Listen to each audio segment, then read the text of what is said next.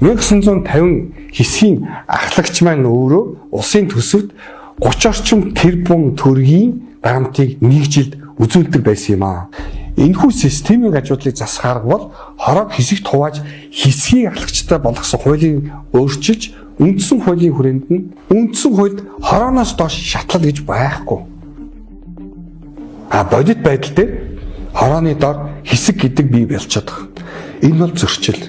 Энэ бол системийн гажуудал. Төрийн үйлчлэгийг улс төрийн нөлөөнөөс ангид болох боломжтой болно. Та бүхэнд гар морин жилийн мэндийг хүргье. Морин жилийн хамгийн эхний ажлын 7 хоногт шинэ хуулийн төслөө улсын хурлд өргөн барихад бэлэн боллоо. Тэгээ өнгөрсөн жилийн төсвийг хилцэж явах үед багш эмч нарын цалин нэмэх их үүсрийг олох эрэлт бүгдээрээ марцсан. Тэгээд энэ ажлын хүрээнд нийслэлийн хэмжээ 1950 хэсгийн ахлагч нар байна. Ажлын үргэн тодорхойгүй байна. Цомгдох шаардлагатай гэсэн саналыг гаргаж ирсэн. Тэгээд иргэдээс бол маш их дэмжлэг авсан учраас одоо яг энэ саналаараа хуулийн төслийг бичиж өргөн барихад бэлэн болсон. Тэгэхээр энэ 1950 хэсгийн ахлагч маань өөрөө улсын төсөвт 30 орчим тэрбум төгрөгийн дарамтыг нэг жилд үзүүлдэг байсан юм аа. 30 тэрбум төгрөгийг бид нар хэмнэснээрээ нэг жилийн хугацаанд 6 сургууль барих боломж буй болж байгаа. Нэг жилийн хугацаанд 25 цэцэрлэгийг бий болох боломж болж байгаа. 6 сургууль гэдэг маань 4,000 хүүхдийн судал. 25 цэцэрлэг гэдэг маань 3,000 хүүхдийн ор. За замаар бодох юм бол дэд бүтцээр бодох юм бол Улаанбаатар аймгийн төв орон нутгийн зам дээр 50-70 км замыг санхүүжилтийг шийдэх ийм боломж байдаг.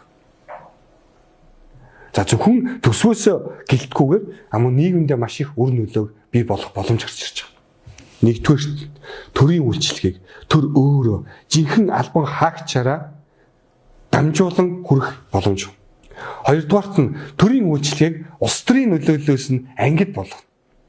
Гуравдугаарт нь төрийн үйлчлэгийг бүрэн цахимжуулж одоо байгаагаас нь илүү түргэн шуурхай олгох боломж гарч ирж байгаа. Тэгэхээр Монгол улсын үндсэн хуульд Монгол улсын нутаг дэвсгэр засаг захиргааны хувьд аймаг ба нийслэл гэж хоёр хуваадаг. Аймаг нь суманд, сум нь багт, нийслэл нь дүүрэгт. Дүүрэг нь хороонд гэж ингэж хуваагддаг. Үндсэн хуульд хорооноос доош шатлал гэж байхгүй.